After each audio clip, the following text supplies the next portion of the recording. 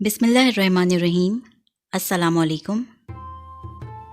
ایک دفعہ کا ذکر ہے کہ کسی ملک پر ایک رحم دل بادشاہ حکومت کرتا تھا۔ اس کی 2 ملکہ تھیں۔ چھوٹی ملکہ اس کی طرح رحم دل تھی۔ اس کے 3 بچے تھے، جبکہ بڑی ملکہ اولاد کی نعمت سے محروم تھی۔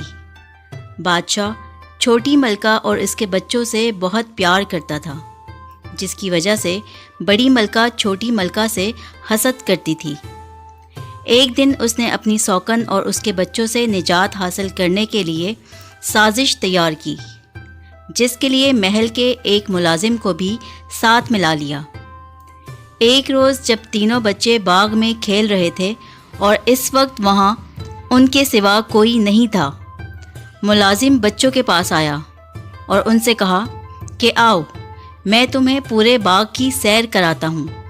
بچے بہت خوش ہوئے اور ملازم کے ساتھ چل دیے۔ وہ بچوں کو باغ کے دوسرے کونے میں لے گیا، جو محل سے کافی فاصلے پر تھا۔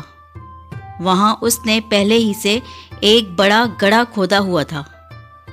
جب بچے اس گڑھے کے پاس پہنچے تو ملازم نے تینوں کو اس میں دھکا دے کر اسے مٹی سے بھر دیا۔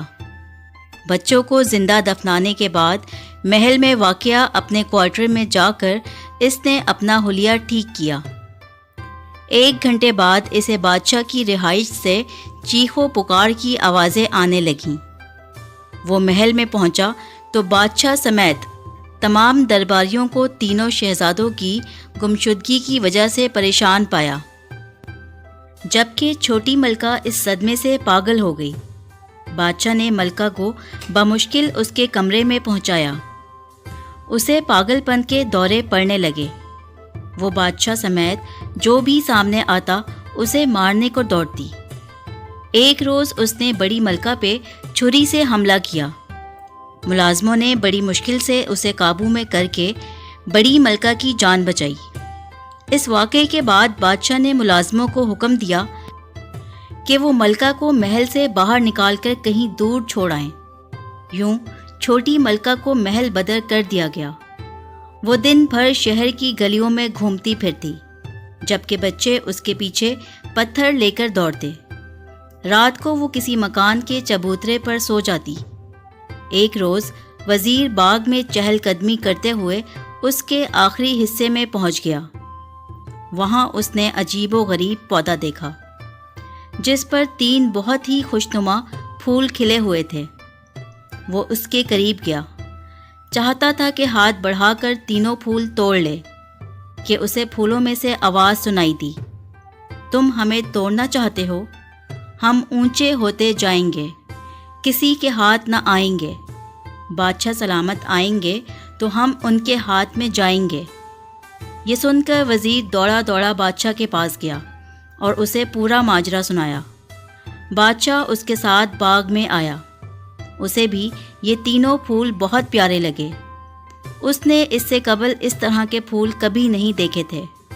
اس نے پودے کے پاس پہنچ کر پھول توڑنے کے لیے ہاتھ بڑھایا ہی تھا کہ ان میں سے آواز آئی، ہم اونچے ہوتے جائیں گے، کسی کے ہاتھ نہ آئیں گے۔ بڑی ملکہ آئیں گی تو ہم ان کے پاس جائیں گے۔ بادشاہ نے یہ سن کر وزیر کو حکم دیا کہ وہ فوراً بڑی ملکہ کو بلا کر لائے۔ وزیر محل میں گیا اور ملکہ کے پاس جا کر اسے ساری بات بتائی اور اسے بادشاہ کے حکم کے بارے میں بھی بتایا۔ بڑی ملکہ یہ سن کر بہت خوش ہوئی کہ پھولوں نے اسے بلایا ہے۔ جب بڑی ملکہ پھولوں کے پاس گئی اور انہیں پکڑنے لگی تو پھولوں میں سے پھر آواز آئی، ہم اونچے ہوتے جائیں گے اور کسی کے ہاتھ نہ آئیں گے۔ چھوٹی ملکہ آئیں گی تو ہم ان کے ہاتھ میں آئیں گے۔ بادشاہ نے یہ سنا تو بہت پریشان ہوا، کیونکہ چھوٹی ملکہ کو محل سے نکال دیا تھا۔ بادشاہ نے اپنے ملازمین کو بھیجا کہ وہ ملکہ کو ڈھونڈیں۔ جلد ہی چھوٹی ملکہ مل گئی اور اسے باغ میں لایا گیا۔ جیسے ہی چھوٹی ملکہ نے پھولوں کو ہاتھ لگایا تو وہ پھول بچوں میں تبدیل ہو گئے۔ چھوٹی ملکہ اپنے بچوں کو دیکھ کر بہت خوش ہوئی۔ بادشاہ نے جب بچوں سے تفصیل پوچھی تو انہوں نے بتایا کہ انہیں ملازم یہاں لایا تھا۔ اور اس نے ہمیں گڑھے میں پھینک کر زندہ دفنایا تھا۔ اسی وقت یہاں سے ایک پری گزر رہی تھی اور اس نے ہمیں پھول بنا دیا اور کہا کہ جب وزیر یہاں سے گزرے گا تو تم اسے یہ کہنا۔ یہ سب سن کر بادشاہ بہت غضبناک ہوا کہ اس ملازم کی جرت کیسے ہوئی کہ وہ بادشاہ کے بچوں کے ساتھ ایسا ظالمانہ سلوک کرے۔ اس نے ملازم کو بلایا اور اس سے پوچھا کہ تو نے ایسا کیوں کیا؟ کیا مقصد تھا تیرا میرے بچوں پر ظلم کرنے کا؟ ملازم خوف سے تھر تھر کانپنے لگا۔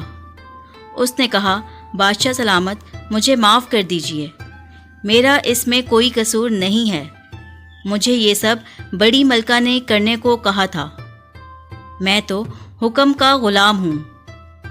یہ سنتے ہی بادشاہ طیش میں آ گیا۔ اس نے فوراً حکم دیا کہ بڑی ملکہ اور ملازم کو اندھے کنویں میں ڈال دیا جائے، یہی ان کی سزا ہے۔ لیکن چھوٹی ملکہ جو رحم دل تھی، اس نے بادشاہ کو ایسا کرنے سے منع کیا اور ان دونوں کو معاف کر دیا۔ بادشاہ نے بھی ملکہ کے اصرار پر ان دونوں کو معاف کر دیا۔ بڑی ملکہ اپنے کیے پر شرمندہ تھی اور اس نے آئندہ ایسا کچھ بھی کرنے سے توبہ کر لی اور چھوٹی ملکہ کو دل سے بہن تسلیم کر لیا۔ پھر سب ہنسی خوشی رہنے لگے۔